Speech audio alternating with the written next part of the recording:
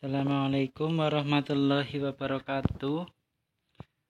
Selamat datang di Fisika SMA. Kalian sudah kelas 10 SMA. Perkenalkan, saya Gilang Ramadan yang akan mengampu mata pelajaran fisika di SMA kelas 10 MIPA. Berhubung ini masih dalam keadaan COVID-19, jadi pelajarannya dilaksanakan secara online atau pembelajaran jarak jauh gitu ya. Ya, ada beberapa bab yang akan kita pelajari. Yang pertama adalah hakikat fisika. Bab ini menjelaskan tentang apa itu fisika, kemudian apa yang dipelajari di fisika, kemudian manfaat mempelajari fisika juga ada nanti di situ. Hakikat fisika sebagai materi bab 1. Kemudian bab 2-nya adalah pengukuran, besaran, dan satuan. Saya kira di SMP ini sudah pernah dijelaskan oleh guru IPA-nya ya. Hanya saja nanti kita akan perdalam lagi di SMA-nya. Kemudian materi yang ketiga adalah vektor. Ini sebenarnya materi di pelajaran matematika, tetapi karena analisisnya diperlukan di kelas 10 semester 1 ini, jadi bab ini juga dipelajari di fisika. Kemudian kinematika gerak lurus, ini ya mempelajari tentang gerak lurus seperti kecepatan, percepatan, jarak, perpindahan, seperti itu. Kemudian bab yang kelima, kinematika gerak melingkar. Ini yang membahas tentang gerak melingkar. Gerak melingkar itu apa? Gerak melingkar adalah gerak yang lintasannya bentuknya lingkaran. Contohnya putaran sepeda motor, roda sepeda motor, kemudian jam, gerakan jam itu ya, kemudian kipas angin, dan lain-lain. Yang terakhir dinamika gerak lurus. Ini membahas tentang gerak tetapi ditinjau penyebab geraknya. Ya, hakikat fisika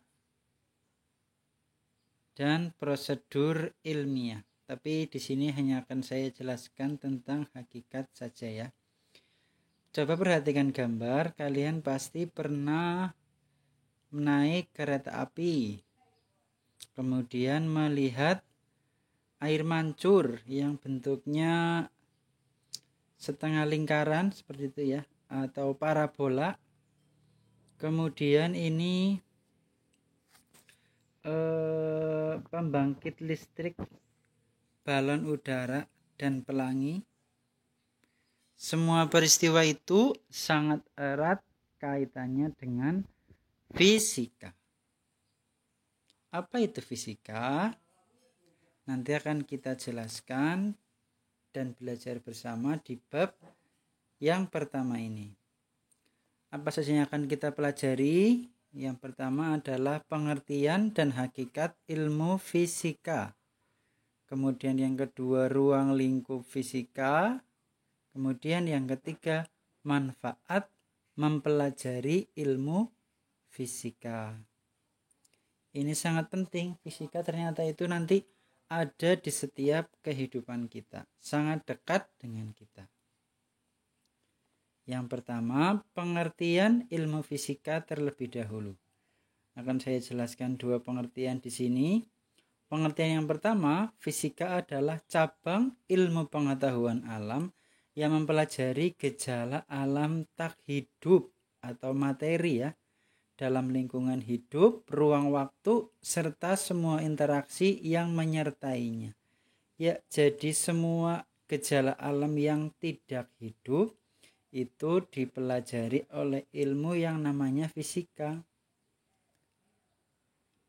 Kemudian menurut KBBI, fisika itu adalah ilmu tentang zat dan energi seperti cahaya, panas, bunyi, dan sebagainya. Ya, jadi dalam spesifik kata pentingnya itu ilmu fisika adalah cabang dari IPA yang mempelajari gejala alam tidak hidup. Ya, seperti besi, kayu, sepeda motor, mobil, itu kan semuanya benda tidak hidup, itu bisa ditinjau secara fisika. Sementara untuk gejala alam yang hidup, ciri-ciri makhluk hidup, itu kan ada di pelajaran biologi, gitu ya. Kemudian kalau membahas sampai subatom yang tidak bisa diamati oleh indera, itu dibahas lebih lanjut di kimianya. Nah, apa saja ruang lingkup ilmu fisika? Yang pertama adalah mekanika. Mekanika ini mempelajari tentang gerak dan penyebab gerak. Penyebab gerak itu apa? Kalau penyebab gerak translasi atau gerak yang bergeser saja itu dinamakan gaya. Ini akan kita pelajari di bab terakhir nanti. Kalau gerakannya gerak rotasi atau gerak memutar, penyebab geraknya namanya adalah torsi atau momen gaya. Itu akan kita bahas di kelas 11. Kemudian yang kedua adalah termodinamika. Termodinamika ini membahas tentang suhu, kalor, dan perpindahannya. Membahas tentang pergerakan energi, panas, dan pemanfaatannya. Pemanfaatannya banyak sekali, contohnya di sepeda motor, kemudian pembangkit listrik, tenaga uap, kemudian panci presto juga itu memakai prinsip termodinamika. Yang ketiga, getaran dan gelombang. Ini adalah ilmu yang mempelajari tentang gerak bolak-balik dan rambatannya.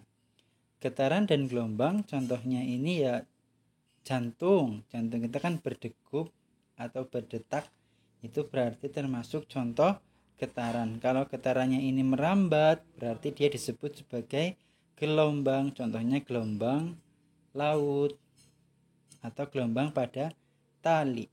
Kemudian optik, cabang yang keempat optik ini membahas tentang cahaya dan sifat-sifatnya. Pemanfaatannya contohnya dalam pembuatan kacamata untuk membantu teman-teman yang penglihatannya mengalami cacat begitu ya. Miopi, hipermetropi itu dibahas juga di optik. Kemudian elektromagnetik ini yang dekat dengan kita, membahas tentang kelistrikan dan kemagnetan. Ya, listrik kan kita selalu pakai sehari-hari ya. Itu juga dibahas di fisika, tapi ini dibahas di kelas 12. Kemudian materi berikutnya ini relativitas. Relativitas itu membahas tentang partikel yang bergerak sangat cepat. Dan juga gerak itu ternyata relatif bergantung pada titik acuan. Nanti ini dibahas di kelas 12 juga. Terus yang terakhir, ruang lingkupnya adalah kuantum. Fisika kuantum ini membahas tentang perilaku partikel secara mikroskopis. Tapi ini gerakannya ya, bukan reaksinya. Seperti dalam kimia kan itu yang dibahas reaksinya. Nah, tujuan mempelajari ilmu fisika itu ada 3. Yang pertama, mendapatkan produk fisika berupa teknologi yang bermanfaat. Ya, banyak sekali, setrika, kemudian magicom, kipas angin, sepeda motor, itu adalah salah satu dari beberapa contoh produk fisika berupa teknologi yang bermanfaat. Termasuk ini HP, juga kan pakai sinyal. Sinyal itu merupakan gelombang yang bisa dimanfaatkan untuk berkomunikasi. Kemudian yang kedua, menjelaskan berbagai kejadian alam. Iya betul. Dengan fisika bisa menjelaskan terjadinya peristiwa yang sederhana, misalnya pelangi atau terjadinya gelombang tsunami, hujan, dan lain-lain masih banyak lagi. Kemudian yang terakhir meningkatkan iman dan takwa. Iya, dengan belajar fisika kita jadi tahu dan paham bahwa ternyata itu semuanya ini diatur oleh Tuhan yang Maha Esa. Gitu. Nah, contohnya ini penerapan fisika di dalam kehidupan sehari-hari ini ya. Dari sebuah mobil ternyata ini juga menerapkan cabang-cabang ilmu fisika yang baru saja kita bahas. Misal ini mesinnya itu menggunakan cabang ilmu fisika termodinamika. Pergerakan panas yang mengakibatkan pergerakan semacam dinamo begitu ya. Kemudian elektromagnetik ini berperan dalam kelistrikannya. Misal dalam mobil ini ada AC-nya, ya berarti itu memanfaatkan energi listriknya. Kemudian optik. Lampu dari mobil biasanya berwarna kuning. Ini karena warna kuning itu memiliki karakteristik bisa menembus kabut begitu, dan juga lebih jelas kalau untuk melihat di malam hari. Kemudian ada di mobil ini ada shock breaker ya, atau penyerap kejutan. Jadi kalau di melewati jering-gulan itu mobilnya tidak terlalu jundal-jundal. Kemudian mekanika jelas, ini contohnya roda. Putaran roda itu termasuk gerak melingkar. Dan juga kenapa roda itu ada kayak kembang-kembangnya itu untuk memperbesar gaya gesek sehingga mobil tidak mudah tergelincir. Begitu ya. Cukup untuk pertemuan 1. Silakan jika ada yang penting materi ini bisa dirangkum. Untuk pertemuan berikutnya kita sudah masuk ke bab 2, yaitu pengukuran besaran dan satuan. Terima kasih, sampai jumpa di video berikutnya.